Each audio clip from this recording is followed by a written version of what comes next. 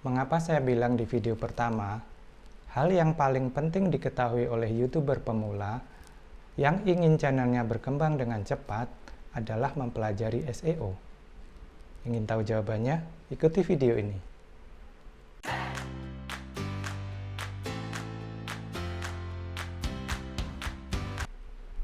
Halo YouTuber, pada video kali ini saya akan sedikit membahas masalah SEO. SEO atau kepanjangan dari Search Engine Optimization, kalau dijelaskan dengan sederhana adalah segala usaha yang kita lakukan agar channel atau video kita ditemukan oleh pencari video yang mengetikkan kata kunci yang dia inginkan di dalam mesin pencari Google atau YouTube. SEO ada dua, on-page optimization dan off-page optimization. Pada video kali ini saya khusus akan membahas apa itu on-page optimization. Maksudnya adalah segala sesuatu yang terkait hanya di dalam video kita atau channel kita, tidak terkait dengan dunia atau hal-hal di luar channel atau video kita. Agar lebih jelas lagi, di dalam video ini akan saya jelaskan menggunakan analogi yang sederhana, yaitu analogi yang kita alami di dalam kehidupan kita sehari-hari. Saya misalkan apabila kita berbelanja di pasar. Dalam hal ini saya upamakan kita belanja di pasar Tanah Abang.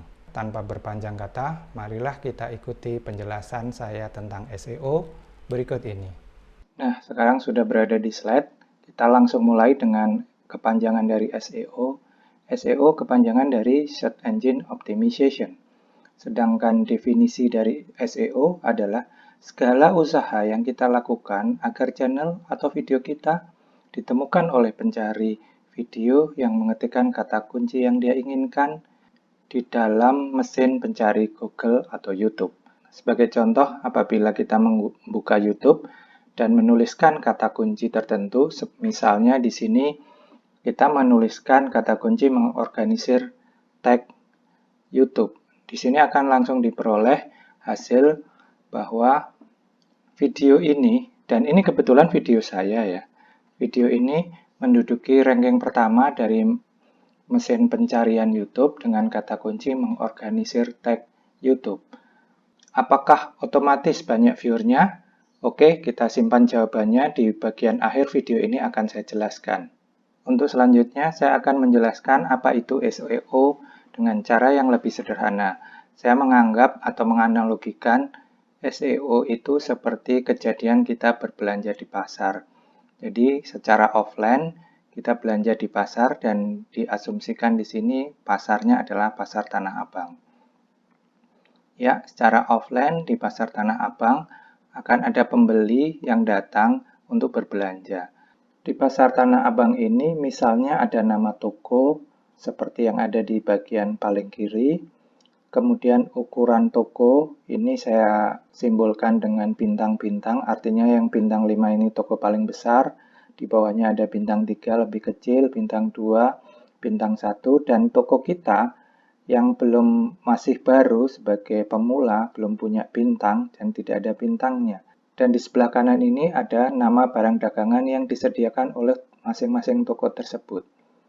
Ini akan menjadi bahan informasi yang cukup apabila ada pembeli yang mencari barang-barang dengan spek seperti yang tertulis di barang dagangan ini. Nanti analogi ini akan saya hubungkan dengan analogi kita berada di dunia maya. Dari pengunjung yang datang, dia akan bertanya kepada informasi, dan ketika dia akan berbelanja, dia akan bertanya, misalnya dia ingin berbelanja kaos, maka dia akan bertanya kepada informasi, kira-kira siapa yang direkomendasikan oleh bagian informasi.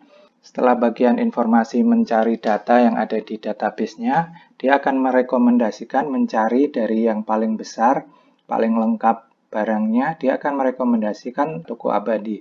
Pertama dia paling besar, kedua dia menyediakan kaos tersebut. Untuk selanjutnya langsung saya pindahkan, seandainya pembeli ini ingin membeli kaos dan jaket, maka bagian informasi mencari data siapa toko terbesar yang bisa menyediakan kedua hal ini dengan tepat, yaitu kaos dan jaket. Ternyata dia akan merekomendasikan toko dunia ini karena dia mempunyai size yang paling besar di antara yang menyediakan kaos dan jaket ini. Seandainya pembeli ingin membeli kaos, kemeja, dan jaket, maka bagian informasi akan mencari dan menemukan bahwa yang direkomendasikan adalah toko elegan ini. Karena apa? Karena walaupun bintangnya kecil, tapi dia yang menyediakan barang yang paling cocok dengan permintaan pembeli. Dan selanjutnya, apabila yang ditanya adalah celana, kaos, kemeja, dan jaket, maka bagian informasi akan menunjukkan ke toko kita, di mana toko kita menyediakan barang paling lengkap sesuai dengan yang diinginkan oleh calon pembeli. Nah, setelah mendapat gambaran bagaimana kira-kira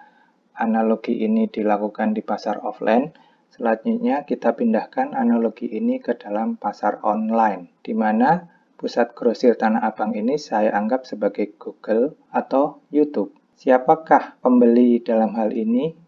Ya, di dalam pasar online, pembeli ini adalah viewer. Dan siapakah bagian informasi ini di dalam online? Dia adalah Google atau YouTube itu sendiri.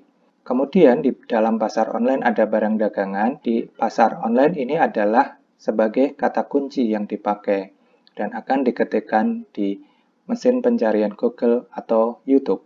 Setelah logikanya kita kembalikan ke online, kita langsung saja masuk ke pencarian Google dan mengetikkan kata kunci pertama yang akan kita coba kita amati, yaitu kata kunci pertama adalah YouTube. Siapa yang akan menjadi ranking pertama di kata kunci ini?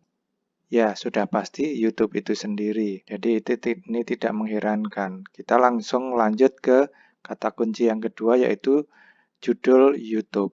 Yang menjadi urutan pertama adalah video dengan judul cara membuat judul di YouTube yang diupload oleh Den JJ. Di sini ada 31 juta video yang menyediakan informasi terkait dengan kata kunci judul video. Kita masuk ke kata kunci ketiga, yaitu judul deskripsi YouTube. Yang menjadi ranking pertama di kata pencarian ini adalah video dengan judul cara benar mengisi judul, deskripsi, dan tag pada YouTube. Ini di-upload oleh Udo Parno dengan kompetitor sebanyak 216.000. Oke, kita lanjutkan ke kata kunci selanjutnya, yaitu judul, deskripsi, tag YouTube. Yang menduduki urutan pertama adalah video dengan judul rahasia optimasi video YouTube yang diupload oleh Jefferly Helian.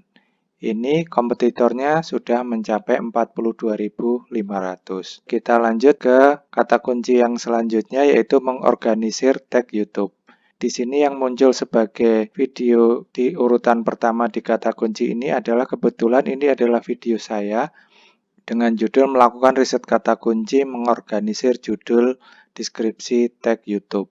Apakah dengan muncul di urutan pertama pencarian kata kunci itu otomatis mendapatkan viewer yang banyak? Tentu saja tidak selalu demikian. Kenapa demikian? Kita simak slide selanjutnya.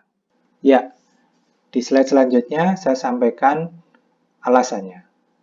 Pertama, saya ingin menjelaskan apa itu search volume. Search volume ini adalah jumlah orang yang mencari video, dalam hal ini tentunya kita berbicara tentang video di YouTube.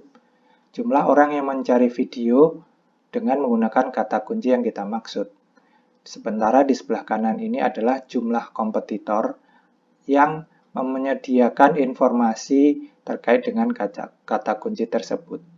Di video kedua saya menjelaskan sebaiknya seorang YouTuber pemula memilih kata kunci yang mempunyai kompetitor di bawah 50.000. Karena tentunya kompetitor yang semakin tinggi akan semakin sulit akan kita tembus, karena disitulah tempatnya para YouTuber senior yang sudah mempunyai subscriber banyak dan video-video yang banyak. Kita fokus di kata kunci yang mempunyai kompetitor di bawah 50.000 dan juga mempunyai search volume yang sebanyak-banyaknya. Disinilah seni melakukan riset kata kunci. Apabila kita mendapatkan kata kunci dengan kompetitor di bawah 50.000, Dan dengan set volume yang setinggi-tingginya, itu semakin tinggi set volume yang kita peroleh, itu semakin menguntungkan kita. Ini adalah teknik bagaimana kita melakukan riset kata kunci. Tentunya bisa dilakukan secara manual, tapi juga bisa dilakukan menggunakan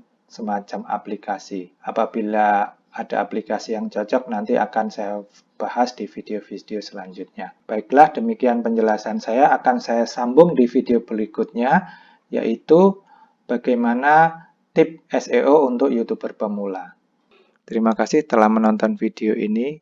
Jangan lupa tekan gambar yang ada di dalam lingkaran di bawah ini agar kalian bisa mengikuti video-video dari saya selanjutnya. Terima kasih, salam sukses buat Anda.